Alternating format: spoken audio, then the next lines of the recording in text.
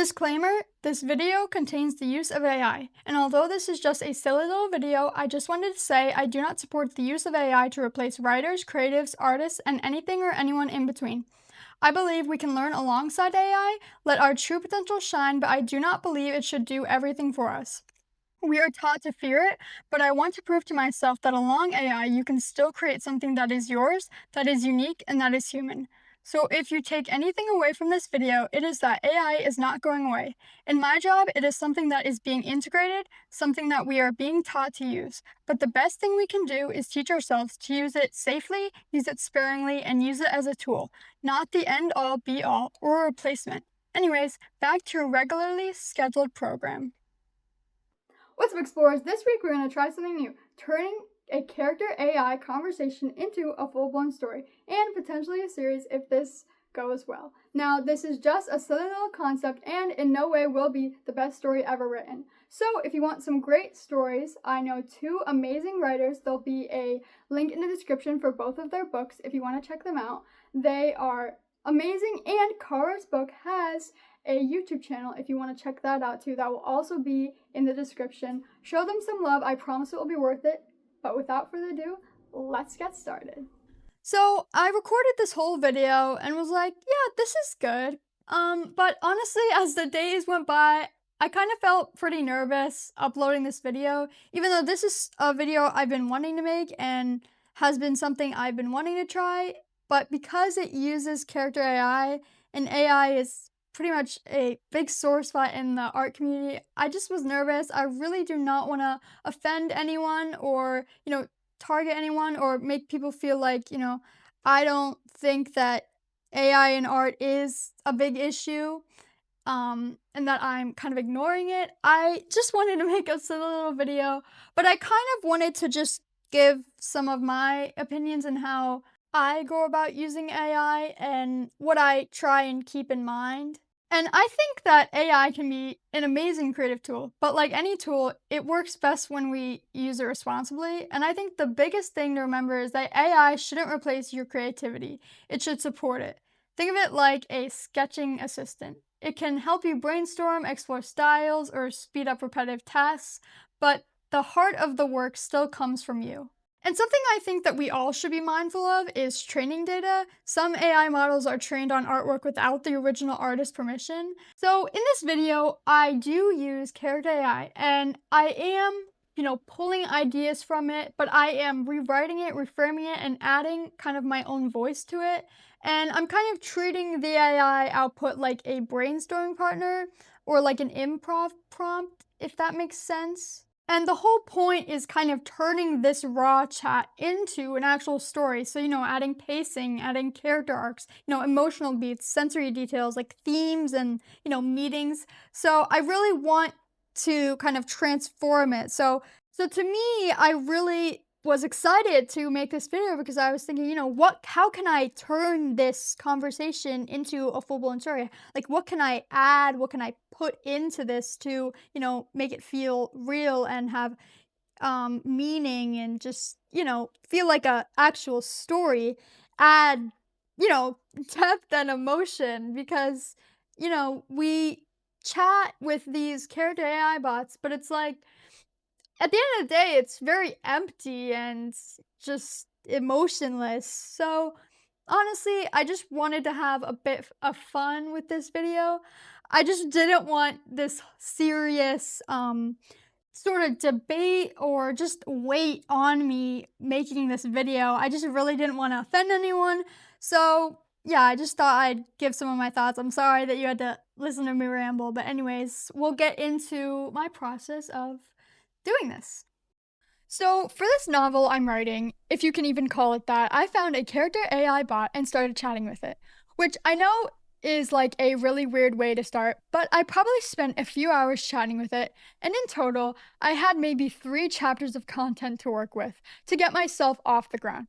The reason I used character AI to start is that I really struggle with writing what I want the other person to really say, and this gave me a bit of a basis to go off of that I could use to map out the story I was trying to build. Before I even started writing, I set some clear goals for the novel overall. I wanted to meet as many of the common romance tropes as possible without it feeling stale. Enemies to lovers, opposite attracts, slow burn, forced proximity, one bed, roommates to lovers, fake dating slash fake relationship, and even arranged marriage. We only reference fake dating in this first chapter, but I wanted to make sure we set ourselves up to fit in the other common tropes throughout the story. The downside of working with all these tropes is that we could either make a masterpiece or we could make something that just ends up like every story ever. But that's sort of the fun of it, and the whole reason why I wanted to do this. And in all honesty, I'm not trying to make the best story ever written, I just want to have some fun with this and see what we can create. Some of my other goals included making sure we expanded past the character AI conversation, being able to create a true universe where everything that happens could realistically happen, creating relatable characters who experience character growth, and having a mature writing style.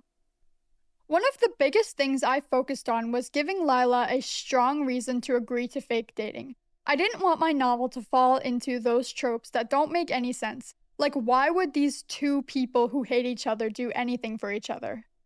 She needs a true reason. I also wanted to be able to answer the question Alyssa Matisic, I'm not sure how to say her last name, but she mentions in her video 9 mistakes you're probably making in the first 10 pages. What's at stake for the protagonist? Stakes are what make a reader care about the story. If nothing is at risk, if your character has nothing to lose, then we simply won't be invested in seeing what happens. Conflict and stakes go hand in hand. What will happen to the protagonist if the conflict doesn't resolve in their favor? You might have conflict with no stakes, but great stories need both. So ask yourself, what's at stake for my protagonist in my opening scene? If the answer is nothing really, then you have a problem. Even a small conflict, like your character failing to catch a bus, can have stakes if missing the bus means losing out on a job interview. Remember that stakes don't have to be life or death, though they can be if that suits your story. It's all about ensuring something meaningful is on the line for your protagonist. Make sure your stakes are high enough as well. Losing $10 sucks, but losing $10,000 is much more impactful. I recently edited a romance novel where the protagonist returned to her hometown after 20 years away and ran into her childhood crush at the local coffee shop. I thought, this is cool, but why do we care? The opening scene lacked stakes because we didn't understand why running into her crush mattered to her at this point in her life. There needs to be a meaningful implication behind the action of the scene. At first, I thought maybe Lila could be motivated by money, but I decided I didn't really like that. It would go against her character. So instead, I based it on her falling to Alex's pressure and her pattern of avoiding conflict by doing things at the cost to herself just to keep the peace. I really wanted us to feel that in the chapter, so I tried to instill that into the first conversation we see them have. To start out, I didn't want anyone's choices to be driven by romantic feelings, because that's boring. Lila and Alex are meant to be almost like enemies. They go to business school together, and that's their only connection. Helping each other should feel like a chore. Alex asking Lila to fake date should be embarrassing, out of character, and crazy. Alex's choices are strategic. He was born into a business family, so he's very calculated and cold. He's non-committal, and that's why he chooses her, because he knows she won't get attached. He knows picking her is the best course of action to escape an arranged marriage. This way, he doesn't have to commit to anything, just a bit in short spurts, which seems better than the other option to him. A few things I focused on changing from the original character AI conversation. First, the way Alex reacts physically during conversations with Lila. Character AI tends to be very aggressive and disrespectful towards women. I didn't want Alex to be a complete dick. I wanted him to be a bit likable. Second, Alex's reason for not telling Lila about the family trip, immediately agreeing she'd go, and why they should continue on, I changed. Honestly, I basically changed all of the motives behind why things happen because AI is not very good at realism. There's a section where Lila is talking to his family and the AI gets stuck on bashing their son, Alex.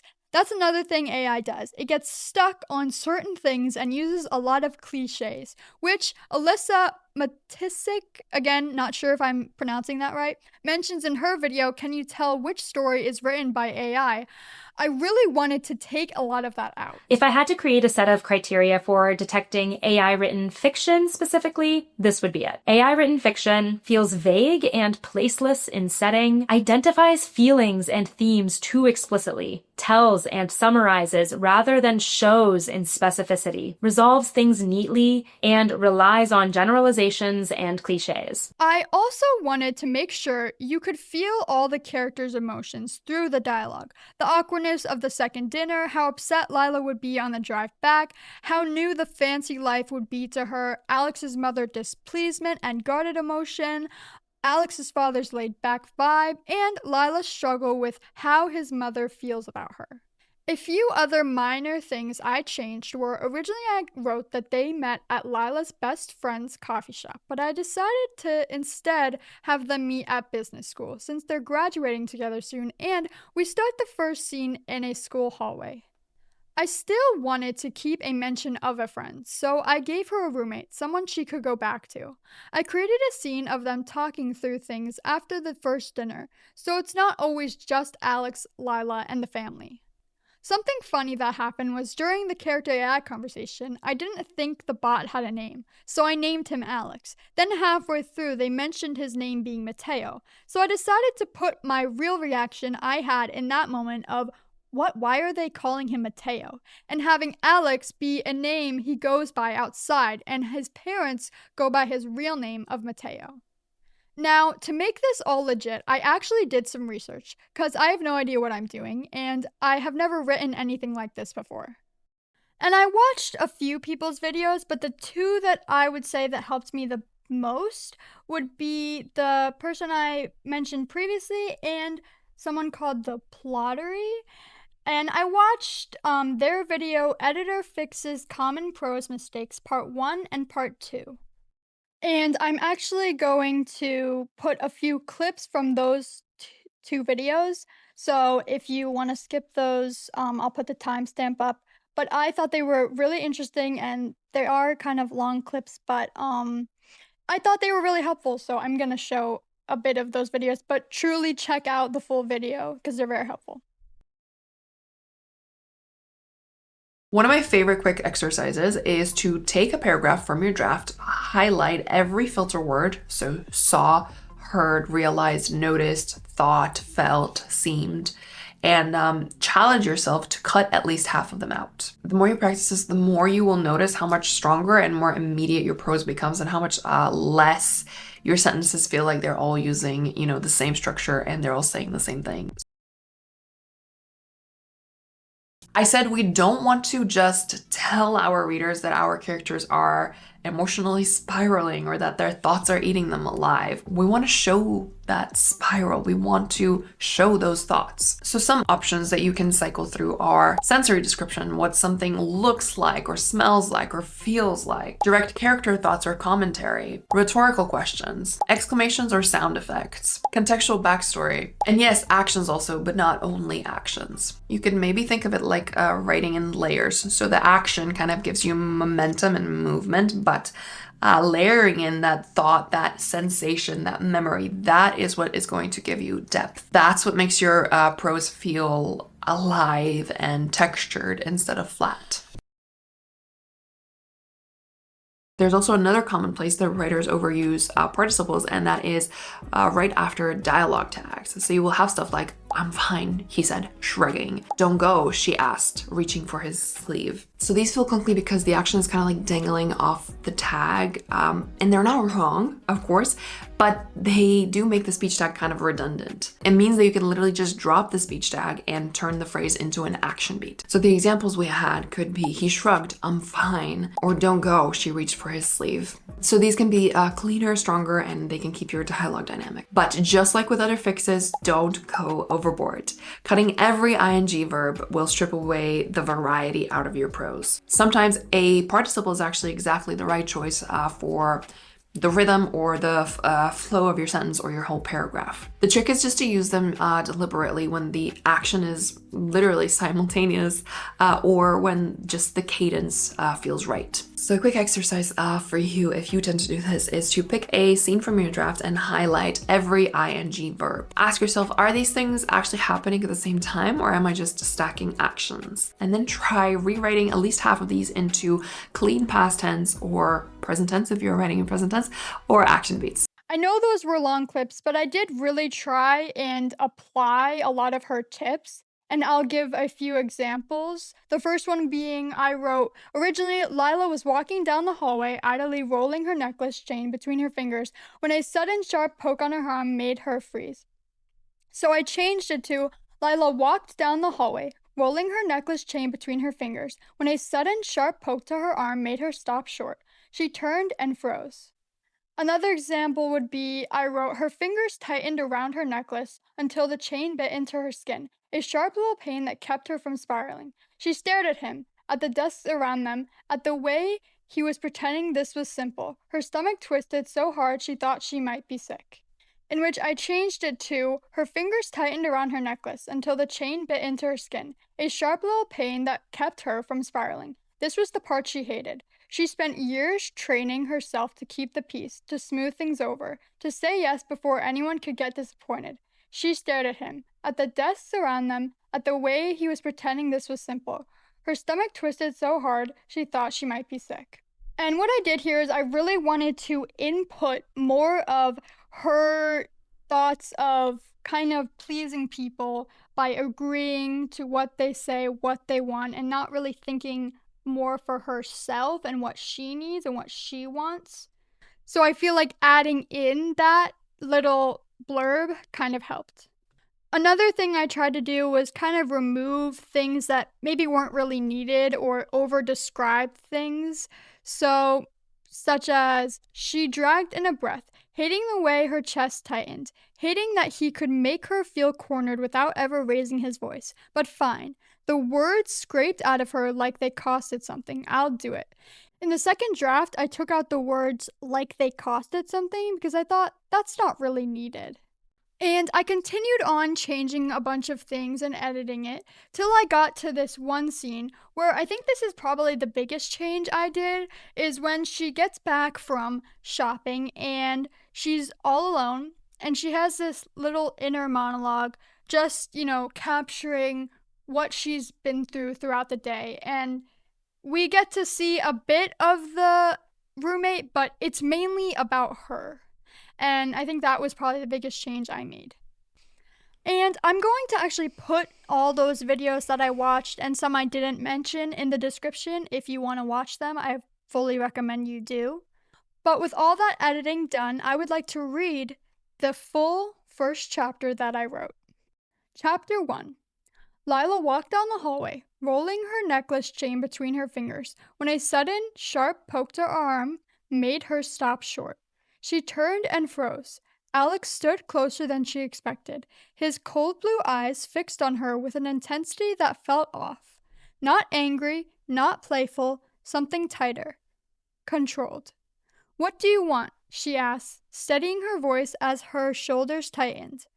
"Can we talk?" His tone was low and clipped, like he'd rehearsed the words and hated that he had to say them. "Sure, what's up?" He glanced down the hallway, jaw flexing before taking her wrist, not roughly, but with a kind of urgency he didn't bother hiding, pulling her into an empty classroom. The door clicked shut. He locked it without looking at her. That alone made her wary. He stepped back, eyes flicking away before he dragged them back to hers. "I need a favor." Lila raised a brow. That already sounds bad. He hesitated. His fingers twitched at his sides, like he was fighting the urge to pace. Then he exhaled sharply. "I need you to pretend to be my girlfriend." A sharp breath caught in her throat. "What? Why?" "My parents are on my ass about continuing the bloodline or whatever." He waved a hand dismissively, but his eyes darted away again. "I figured faking a relationship with you would shut them up." "You figured," she echoed. arms crossing. That's not exactly flattering. He shrugged, defensive. It's not supposed to be flattering. Then why me? You've had flings. Why not ask one of them? A humorous laugh escaped him. You think I'd want any of them involved in something like this? They'd get ideas. His expression tightened like the thought genuinely bothered him. You won't. Her eyes narrowed. So you picked me because you think I won't take advantage of you? He looked down, thumbs brushing the edge of his palm like he needed the contact to stay grounded. When he lifted his head again, the softness was gone, replaced by a carefully rebuilt mask. You're the only one I can tolerate for a weekend, he said, voice flat, too flat, like he scraped the emotion out of it on purpose. A weekend, she repeated, absolutely not. It's 2 days, he said, irritation creeping into his voice. 2 dinners. You wouldn't even have to be around me the whole time. Both days? Are you insane? It's not that bad. It is for me. He let out a frustrated breath. Why are you making this so difficult? Because you're asking me to lie to your parents and pretend to like you, she shot back. That's a commitment. It's a fake relationship, not a marriage, he said, rolling his eyes. Just pretend you're good at acting like you don't hate me.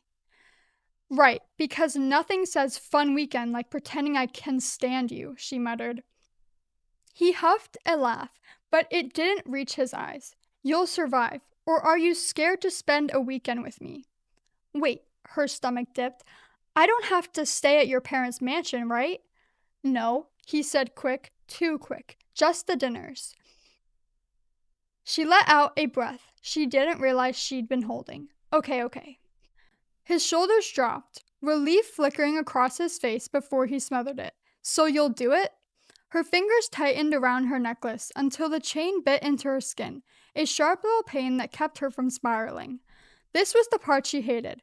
She'd spent years training herself to keep the peace, to smooth things over, to say yes before anyone could get disappointed.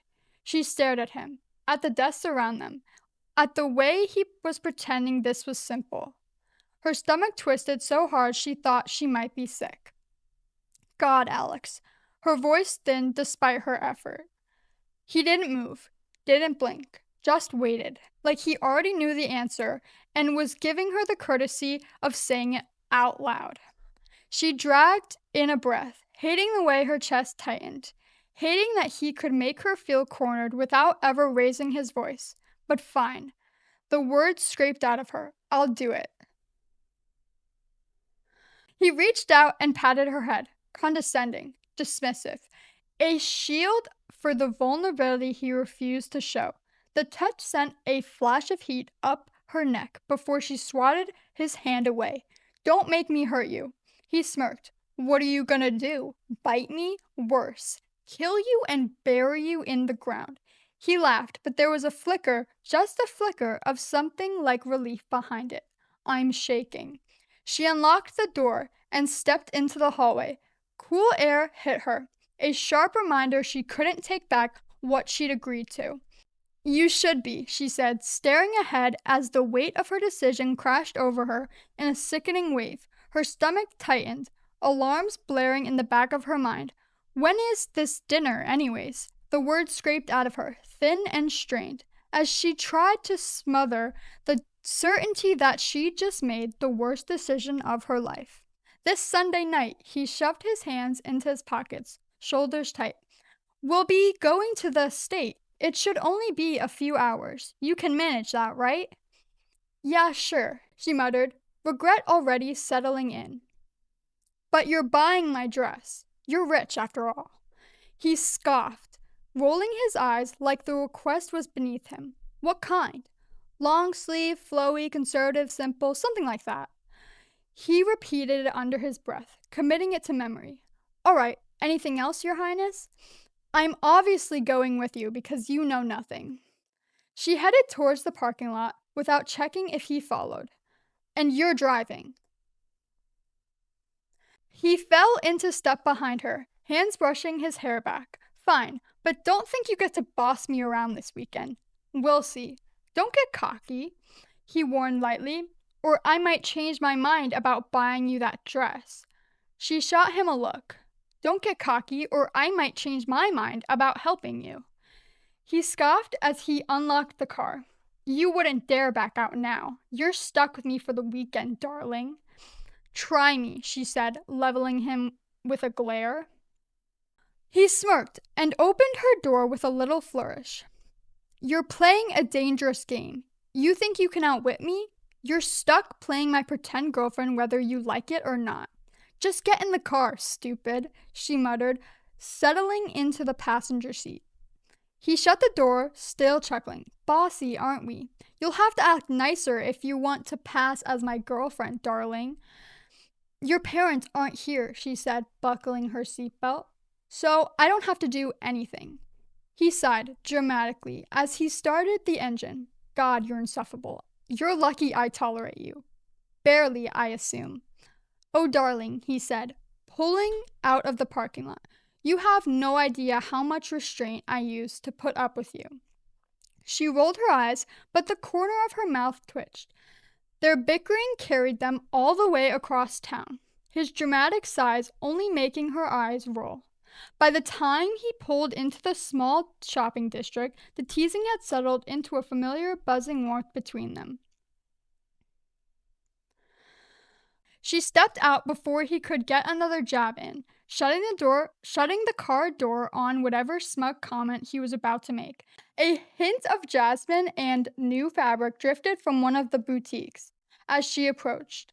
Lila stepped inside, her whole body loosening like she'd walked into a cathedral built just for her. Racks of dresses lined the walls in gradients of cream, navy, and muted jewel tones. Soft lighting glowed off satin and chiffon. Alex walked in behind her, like he was entering a dentist's office. "Let's make this quick," he muttered. "The sooner we get this over with, the better." Lila ignored him, drifting toward a rack of long-sleeved gowns. Her fingertips brushed the fabrics with reverence. "God, I love this place," she whispered. Alex blinked at her. "You love stores?" "Not stores," she said, lifting a sleeve of pale silk to the light. "Fashion. Clothes that feel like a mood, a story, a whole new version of yourself." He stared at her like she'd started speaking in tongues. "It's fabric. It's expression," she corrected. He sighed, already exhausted, following her. Lila moved with purpose, scanning silhouettes, checking seams, lifting hems to see how they fell. She wasn't just browsing, she was hunting, curating. She held a dress up to her body, tilting her head, imagining the impression it would give. Alex watched her with a strange mix of impatience and admiration. "You look like you're solving a crime," he said. "I'm choosing a dress," she replied. "It's serious business."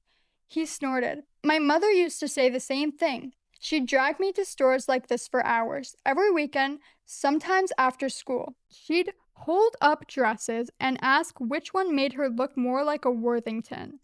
He made air quotes with his hands, disgust curling his lip. As if a hemline could fix her personality. Lila paused, the silk sleeve slipping from her hand. His words carried a bitterness that didn't belong in a room full of satin. Whatever lived between him and his mother had sharp edges. He shrugged, pretending it didn't matter. "Point is, I've spent enough time in places like this to know what's acceptable, so pick something modest and let's go." She didn't push. Instead, she held up a navy dress with a soft, flowing skirt. "What about this?" He stepped closer, fingers brushing the sleeve. His expression shifted, calculating. "Good fabric, clean lines, conservative neckline. My parents won't have anything to complain about." "You sound like a robot," she teased. "I sound like someone who was forced to sit on a velvet bench for 3 hours while my mother debated between two identical dresses." She laughed, traumatizing. "You have no idea." But he took the dress from her with a surprising care, draping it over his arm like he'd done it 1,000 times. Shoes were next. Lila lit up at a display of heels. "These are gorgeous," she said, lifting a pair of beige pumps. They're tall, Alex said flatly. You'll trip. I won't trip. You will. She set them down with a huff and grabbed a shorter pair. Fine, what about these? He nodded approvingly. Better. He moved ahead of her, scanning purses with the same ruthless efficiency he applied to everything. He grabbed a black leather clutch, checking the stitching, and handed it to her. This one works. She blinked. You didn't even look at the others. I don't need to. This one works. She smiled despite herself. You're impossible. And you're slow, he countered. Jewelry next. He marched towards the display, muttering under his breath. God, I forgot how much I hate this. But when he reached the necklaces, he paused, his fingers hovering over a delicate gold chain with a small pendant. He picked it up carefully, almost thoughtfully. My aunt used to say gold photographs better than silver, he murmured. Less glare. It's perfect, she said softly. He cleared his throat, embarrassed. Good, great. Let's pay before you find something else to obsess over. As they headed for the exit, Lila glanced at him, wondering which parts of him were choice and which were survival. The thought barely settled before something in the corner of her vision pulled her to a stop. A row of claw machines glowed along the wall, with bright LEDs and pastel plushies. "Aw, sick," she gasped, eyes widening. "These must be new. Can we play one, please?" Alex groaned loudly. The last thing he wanted was to stand feeding quarters into a rigged machine, but he also knew that if he said no, she'd get even more annoying out of pure spite. Fine, he said, resigned. We can play one, but only one, and no whining when you don't win anything. Yes. She pumped her fist and practically sprinted towards them, ignoring his parental tone. He followed at a slower pace, rolling his eyes. Her excitement was ridiculous and annoyingly contagious. God damn, he said with a half laugh. I can't believe you're this excited over a claw machine. She ignored him, leaning close to the glass, scanning each machine like she was choosing a life partner. One machine held a penguin plush, round, soft, and stupidly adorable. She lit up and fed in quarters. Her eyes didn't dare move from the glass as the claw dropped. It missed, and the penguin flopped uselessly to the side. She sighed, stepped back, and shoved him towards the controls. You try, she said, determined to get this plush. He sighed and rolled his eyes again. But he couldn't say no, not when she looked at him like that. Fine, I'll give it a try. He slid in a few quarters, gripping the joystick with exaggerated seriousness. The first attempt failed. So did the second. On the third, the claw actually grabbed the penguin, dragging it towards the chute. He grabbed it out of the compartment. Oh my God! Look at him! She squealed in excitement, snatching the penguin from his hands as if it might vanish. He's perfect. Thank you, thank you, thank you. He smirked. You're thanking me for winning a toy? You're such a child. Fuck you, she shot back, hugging the penguin. Polly, don't listen to him. He's just in a bad mood. You named it? He asked, horrified. Yeah, what's so wrong with that? It's a toy, not a pet. She shoved him lightly. Obviously, but come on, live a little. Live a little? He echoed. Says the one gushing over a stuffed penguin. She stuck her tongue out at him and marched towards the exit, Polly tucked under her arm like a prized possession. They walked out into the cool evening air, the shopping center lights flickering behind them. He unlocked the car, shaking his head. Back in the car, she buckled in and adjusted Polly so he sat upright on her lap. He dropped her off, watching her hop out with her bags and her penguin like she'd just had the best day of her life. Lila stepped inside and sank to the floor, her back sliding down the door until she hit the hardwood. The bags and the penguin sat in a heap beside her, bright and stupidly cheerful against the hollow thrum in her chest. She picked up the plush, staring at its round little face. What am I doing? She whispered. The question wasn't for Polly, but he was the only one looking at her. A hot, bitter knot tightened in her stomach. She'd let him corner her again. She'd let his voice, his certainty, his stupid calmness push her into a yes she didn't want to give. Anger flickered at him for asking, at herself for folding, at the way her body still reacted like she owed him something. She pressed her thumb into the penguin's soft belly, resentment simmering under her skin.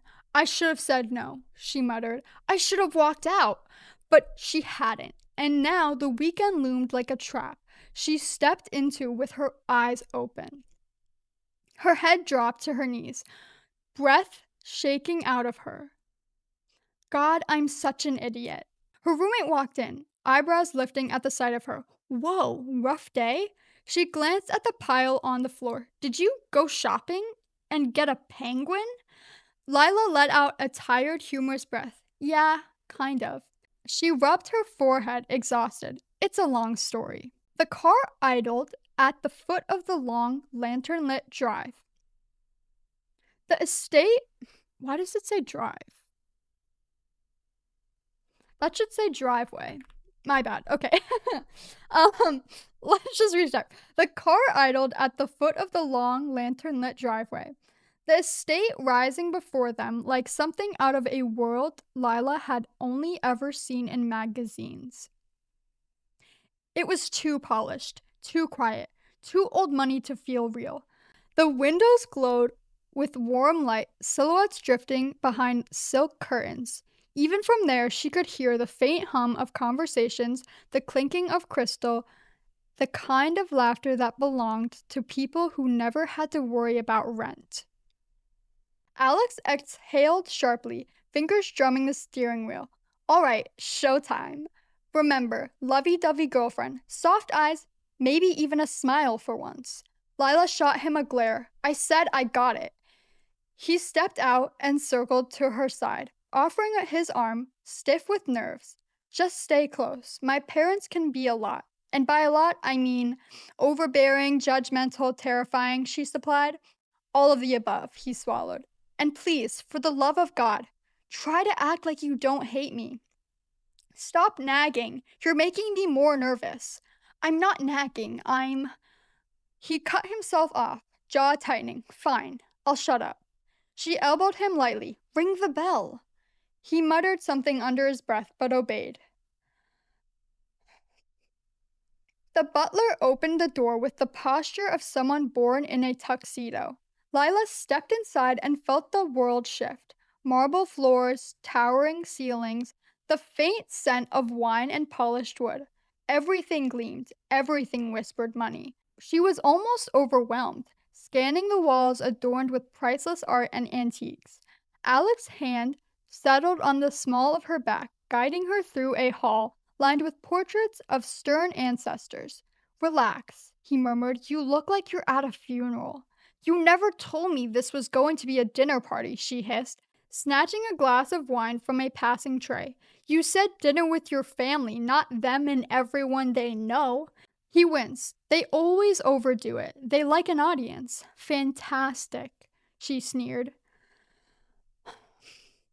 The dining room buzzed with wealthy chatter, politicians comparing vacations, businessmen bragging about acquisitions, women dripping in diamonds. Lila felt like she wandered into the wrong movie set.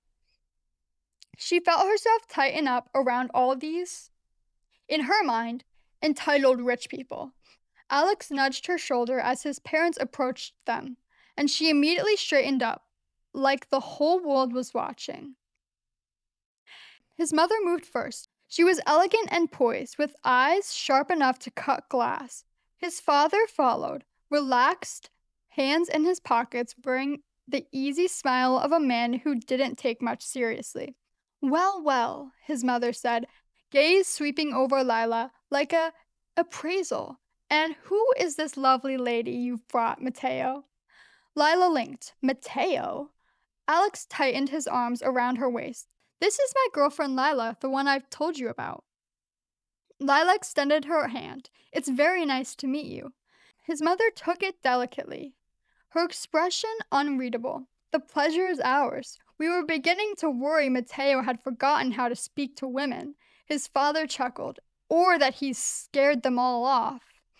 Lila forced a smile, but her mind snagged on the name they kept using, Mateo. What else didn't she know about Alex? So what do you do, dear? His mother asked, eyes narrowing with the interest that felt more like scrutiny. I'm a fashion illustrator, Lila said. I help people design clothing. His mother's eyebrows lifted. Oh, that's quite impressive. I've always adored fashion. In fact, that dress you're wearing is simply lovely. Did you design it yourself? Lila glanced down at her dress. Sadly, no. His father leaned in, curious. How long have you two been together? 6 months, Lila blurted. Alex jumped in. We actually go to the same business school. Yes, we are in the same graduating class, Lila added. His father nodded, pleased. His mother smiled, but it didn't reach her eyes. You look quite young, she said. I get that a lot, Lila murmured. I'm 22, though, just like your son. Lila could feel the quiet disapproval from his mother. She tried to steer the conversation. So, what do you both do? His mother straightened. We are business owners. We own a few local companies in various industries. And Mateo here, our pride and joy, will be following in our footsteps. His mother added, he's quite the businessman, that one. Sharp as a whip in the board meetings. A natural leader. And quite the ladies' man, his mother said lightly. Lila smirked. I wonder where he gets it.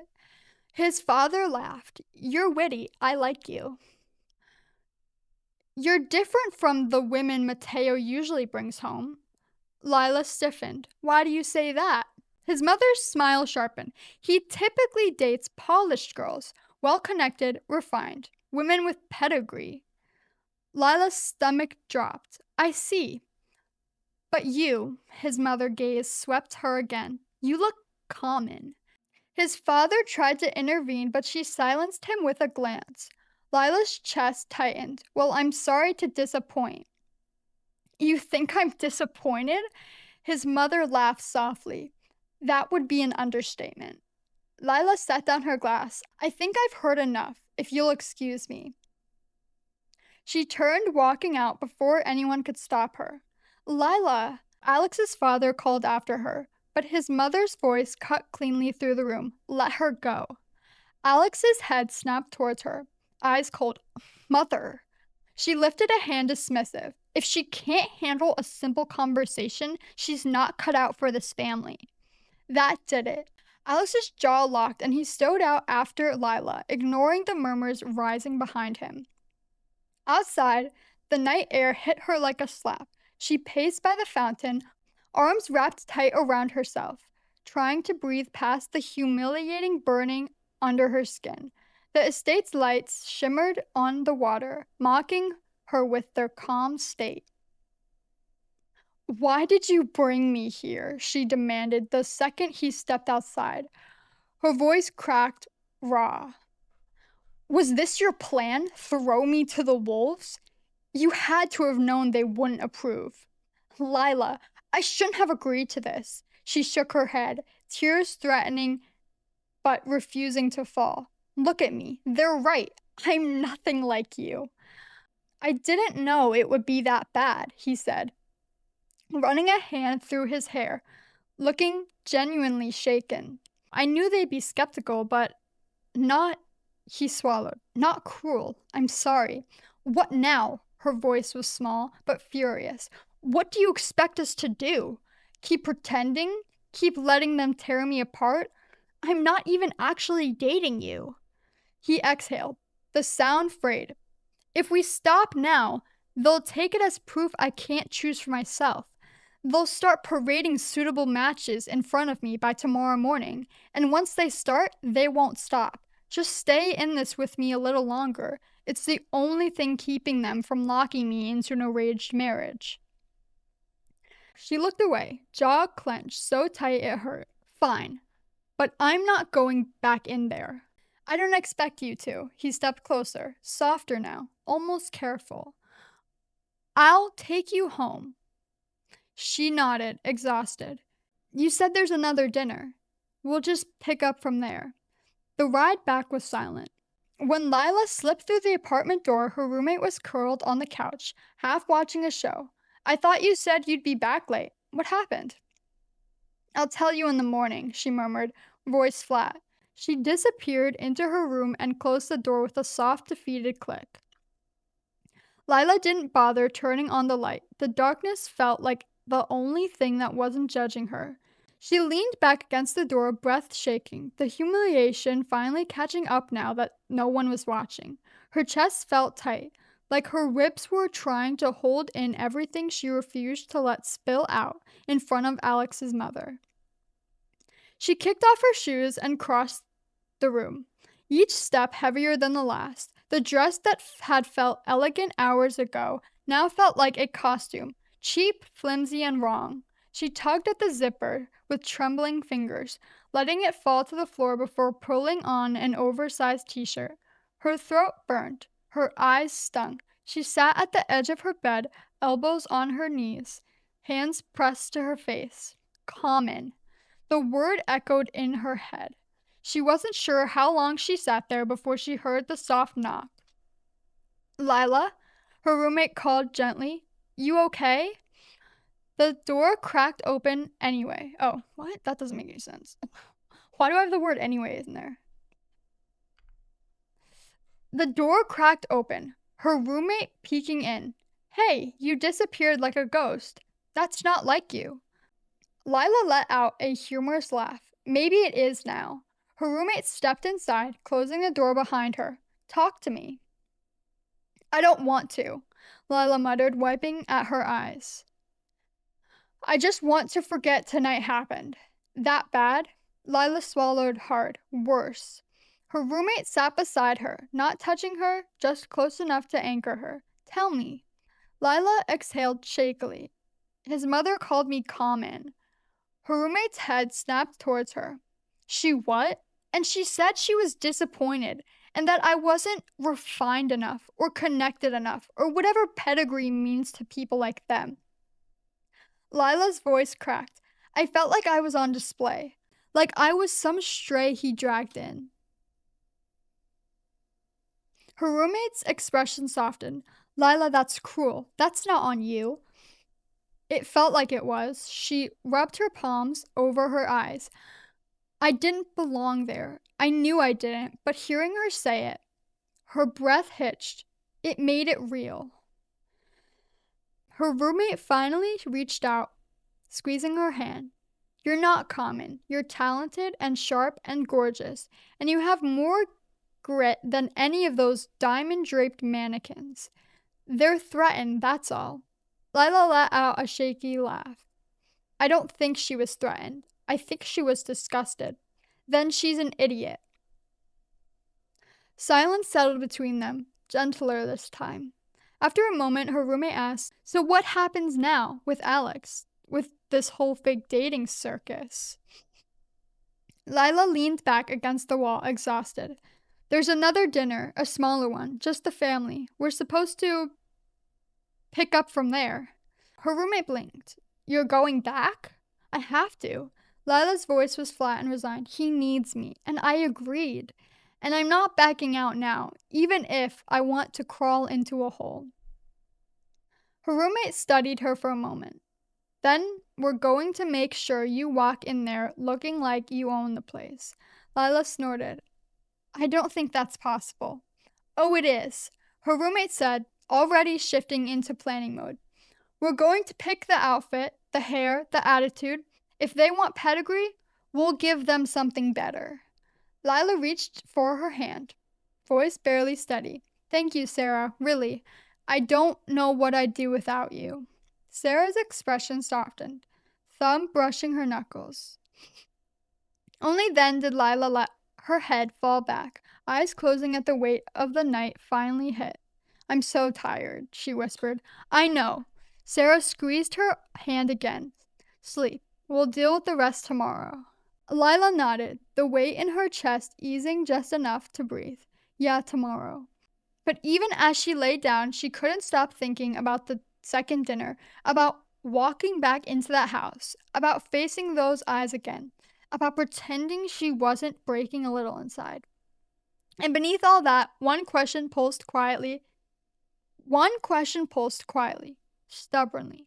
What else didn't she know about Alex? Or should she say Mateo? Alex picked Lila up just after sunset, the sky bruised purple as they drove towards his parents' estate.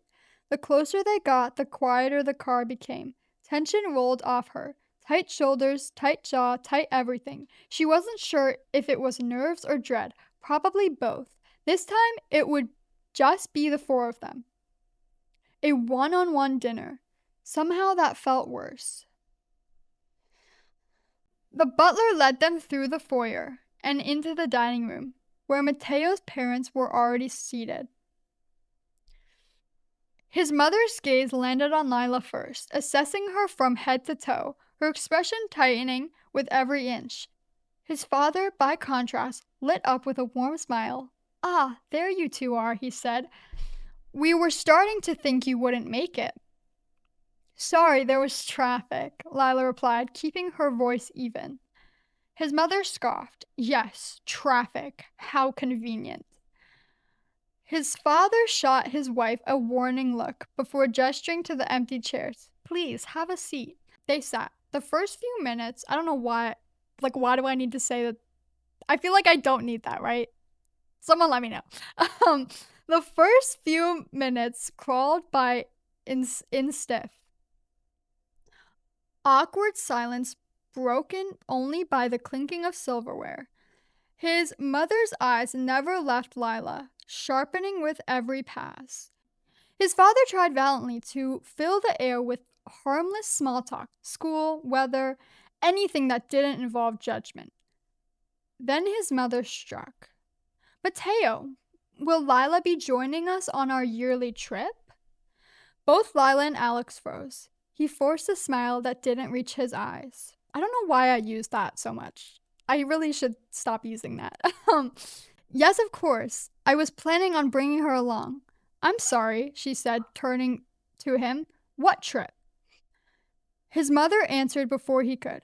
"Our annual trip to our vacation home. We spend 3 weeks every summer in the countryside. It's a tradition we've kept up for years." Lila shot Alex a glare that said, "We'll talk about this later." He gave her a tiny apologetic look that said, "Please don't kill me here." "That sounds lovely," she managed, pasting on a polite smile. His father brightened. "It truly is. We have this beautiful old estate. It's very secluded. It's the perfect place to relax." Lila nodded, voice smooth. "I'm looking forward to seeing it." His mother's expression suggested she hoped Lila would decline.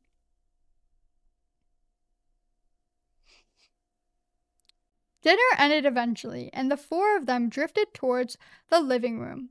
The couches were plush, the lighting soft, the air thick with the kind of politeness that felt like holding one's breath. Alex's parents lingered behind, something about checking on the wine, leaving Lila and Alex alone for the first time all evening. The moment they were out of earshot, Lila leaned in, her voice a low, controlled blade. "Why didn't you tell me about this trip?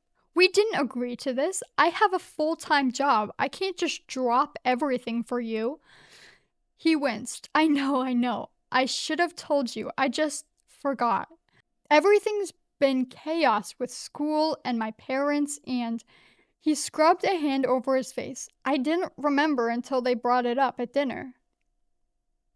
You were the one who said I'd be joining the trip. Why would you promise that? Footsteps approached. They snapped apart just as his parents re-entered, each carrying a glass of wine.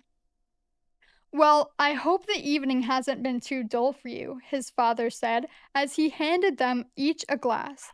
Of course not, Lila replied, polite but measured. Your home is lovely, by the way. His mother cut in before the compliment could land. Tell me, Lila, have you ever been to the countryside before? Proper countryside. Her tone suggested she already knew the answer and was bracing for disappointment. Lila felt the trap closing and pivoted fast. No, I haven't. So, do you guys like what you do? She asked, turning to his father with a brightness that was just shy of desperate. His father's face lit up instantly. Oh, I love it. I take a great deal of pride in the work. Built the company from the ground up, you know.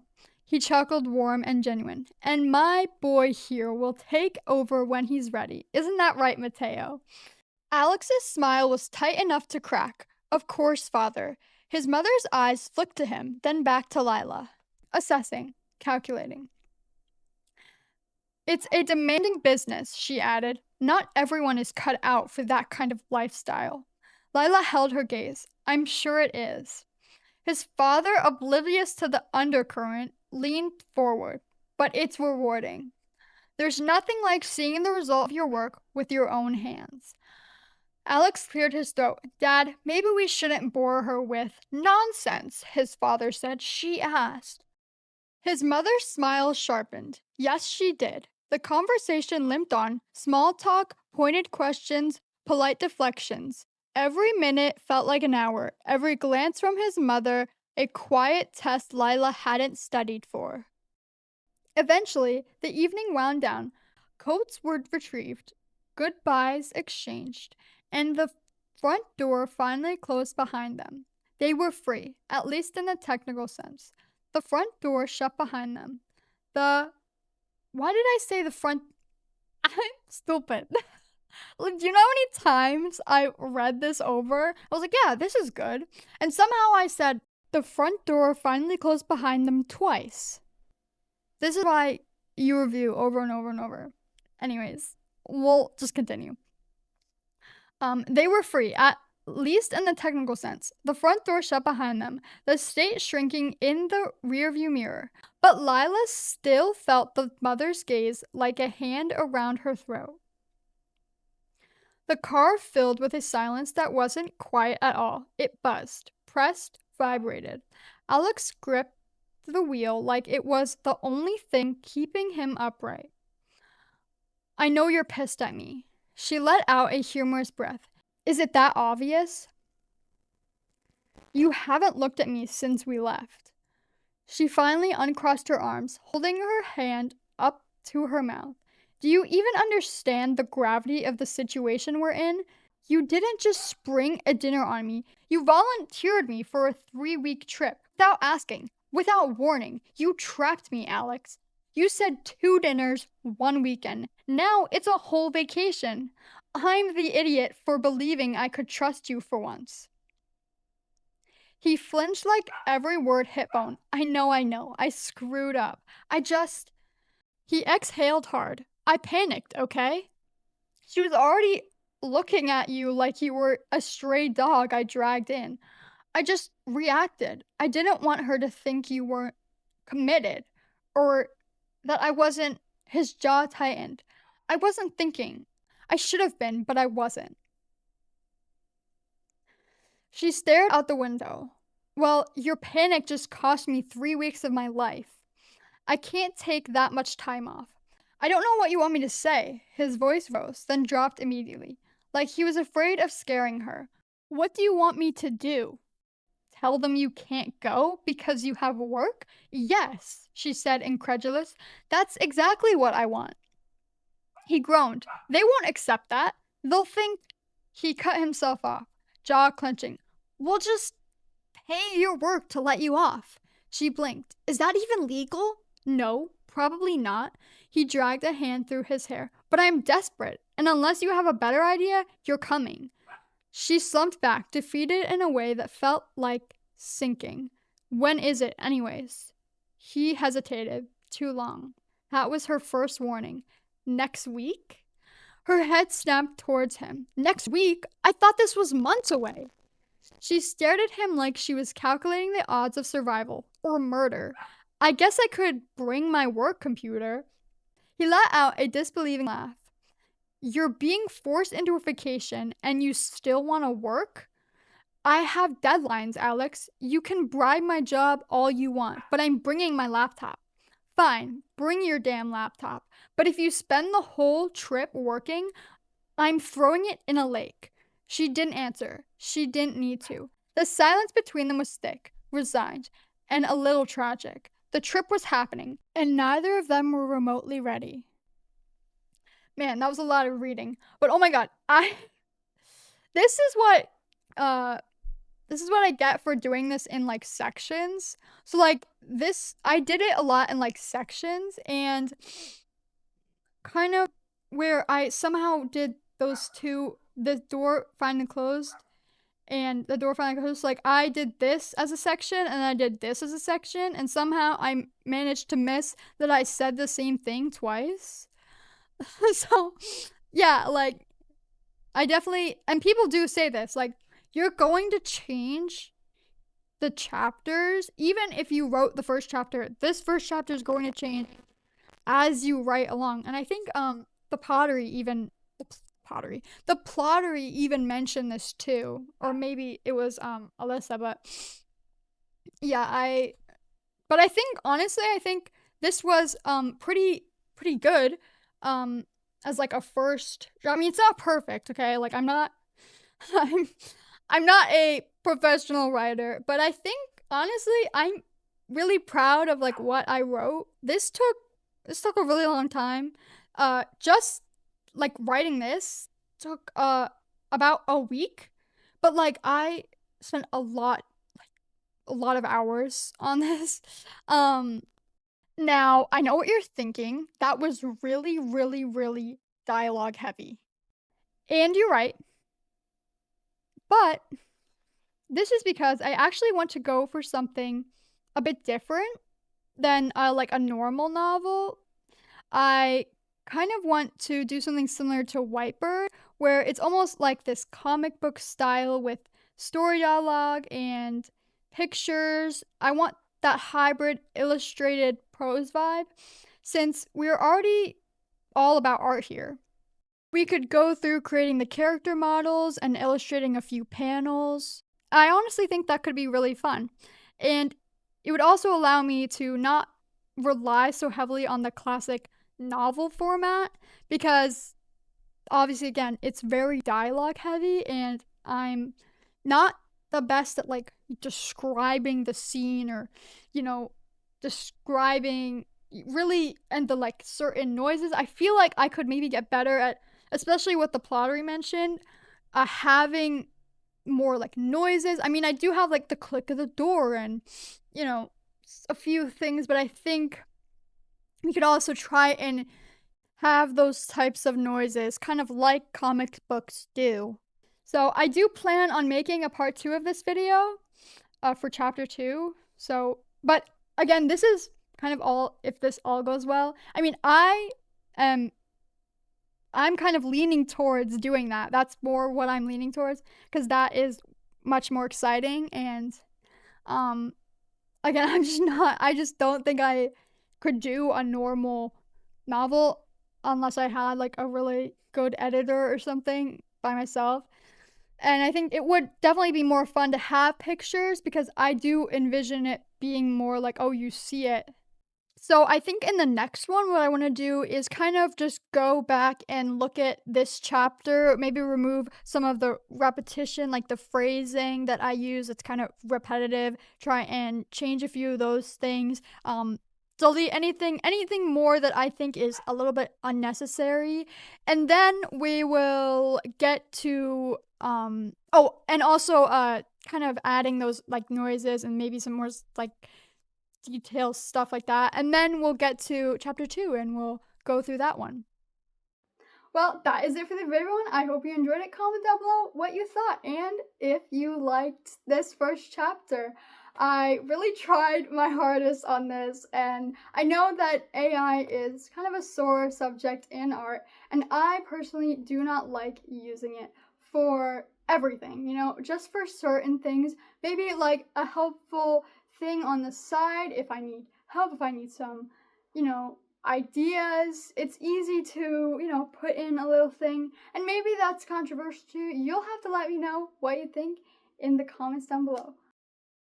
Sorry, I just want to pause here. I think what I meant to say is like, I see AI as something used as a tool and not like the end all be all. I think it's okay to use it as if you want like something to summarize, if you want something explained, maybe you want something to be put in more detail because you don't understand something, and like, you know, maybe simply looking it up is not sufficient or whatever.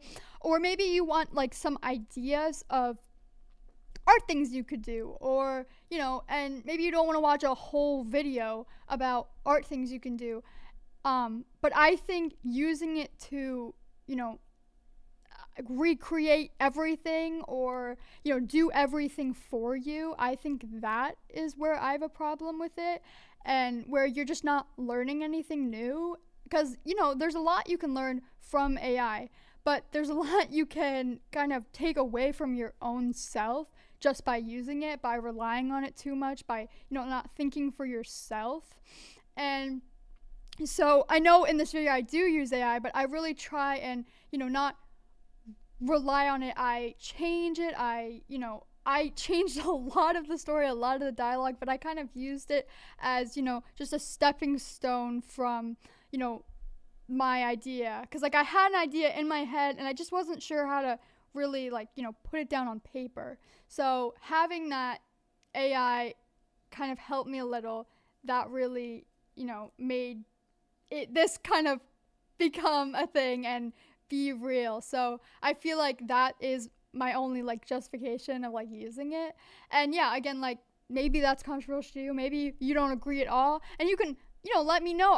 I'm really open to hearing your opinions, but I definitely am not someone who thinks, yeah, AI in art is completely acceptable. Like, I think if you want something to help you a little bit, sure, fine, but I don't agree that you should be using it as to create the art for you, to completely, like, it just takes all the hands-on doing it yourself away. So yeah, that's kind of what I meant. I just wanted to explain that a bit better.